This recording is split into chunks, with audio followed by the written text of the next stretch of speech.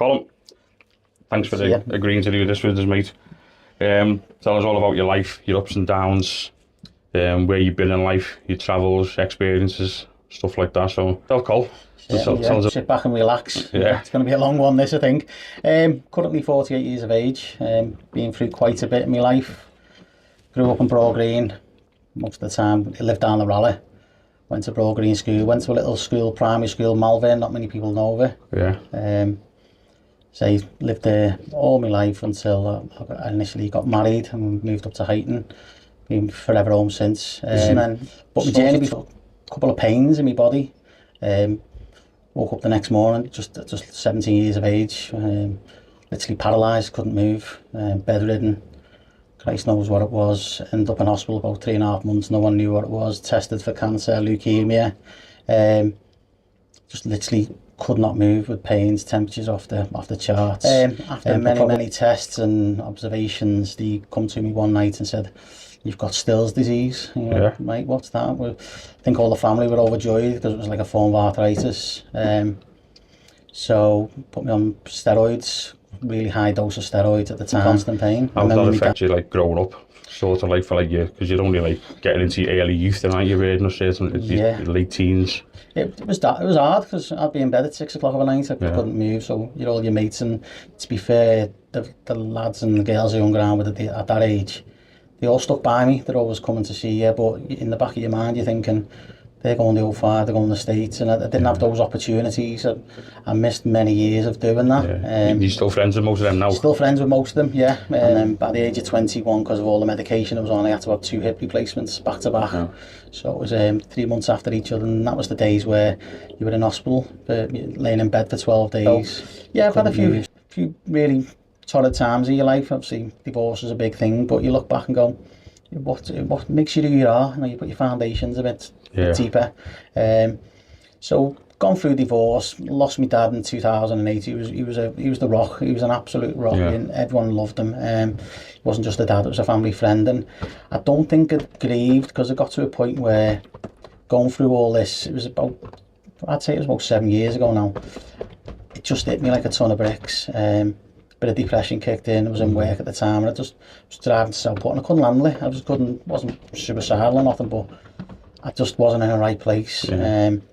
So I took myself to the doctors. Didn't tell any family or friends. Spoke to them. That's probably a time when some people didn't they? If they were going through some things. Absolutely. There's times when you don't want to speak to anybody, but it's probably people are more alert to it now. There's a lot of help out there, but going back a few years, there probably wasn't as much. It's a man thing, isn't it? Give your head a wobble, all that conversation. That old stigma of ever being a man thing, Of course, and I think for me, I've been through it all, and I haven't got the badge on it, but I've got those experiences again. People who are around me who give you, try this little remedy, or try this, or do that. And one of the things, obviously, again going back through the divorce with the depression, was Professor Phillips, the Chin Paradox. I don't know if anyone's read that, but it's one of the best books that'll get you through life. It's come about through Luis Suarez, who was biting players and things like that. It's about controlling your chin before you react, and especially going through a divorce. So anyone who's been through a divorce, you get a phone call and you say things you don't really want to say.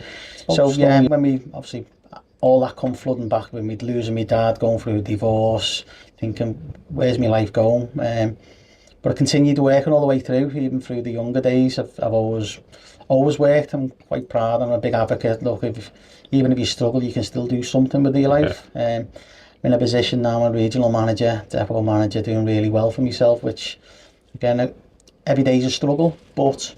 Good. You said a little bit earlier that you didn't really mourn, sort of thing. What did you do? What was your coping mechanism? Was it just something that just come naturally, or did you put yourself into something? I know you work, you've always worked and things, but is there anything you did really that you can think back that you think may have took like the burden off, sort of thing? I think I become my dad to the family. Colin can sort it, Colin can help us do this, Colin can do that. So you just absorb all that. And it wasn't until I got to that point where I just couldn't do it at the time. It was that mental space, I didn't have it. And at the time I was working up in Ainsdale. I was working in a church hall bizarrely, and it was one of the Father Tony Slingo, great man, sat with me, and he was like, you don't have to say no to people, to say I can do it but I can't do it at the moment. So it was one of those lessons where you've got to look after yourself first. And I think having younger kids and going through divorce, I was putting the kids before myself as well, where he sort of sat down and went, you said, if you can't look after yourself first, you can't look after others. What advice would you give to your younger self, whether it be very young, mid-teens, early 20s? Any advice you could probably give to yourself? Yeah, believe in yourself more. Yeah. Believe in yourself more. Whereas, sometimes you doubt yourself and your own abilities. Yeah. It's only in the later life I started getting qualifications. I'm not the brightest there, but have a belief in yourself. Trust yourself, trust your intuitions, and go for it. I wish I probably would have travelled more if I could have. I think see the world a bit more, but I think most people would say that because there's a big world out there they haven't perhaps just go and see. But yeah. But do you want to tell us a little bit about the company you're working for now, what they do? Because I know they do a lot of stuff for the local communities and stuff, don't they? They do them huge. So we've just been going through a rebrand. We've now been called Felix. So we were historically called Fairshare. So we support all the food banks and school breakfast clubs right across Merseyside and North Wales. So 250 community groups every week. We provide food, which is donated from huge manufacturers. So oversee 100 volunteers, 18 staff, regional depot that's just been funded by King Charles. So it's quite a huge operation. 13 vans, so there's a bit of a fleet, but it's a rewarding job because you're providing food who not necessarily people who need the support. It's all about being dignified as well as a key. Everything we do and work, and I put it to the team all the time, it's the dignity element of it all, because you don't know what's around the corner for us all. We say you 2 or 3 paychecks around, dominoes falling down. So for us, if someone needs our support, we're there to do it, and it's the key factor all the time is that dignity element. So with this merger with a company called Felix down in London, so we're now in 7 depots right across the UK. So we're a national charity. And they got in the doors with the government through DEFRA. So it's trying to make changes, campaigning for changes. Well, free school dinners, that should have been a given years ago. People aren't pushing for that. You don't know, never assume what people are going through.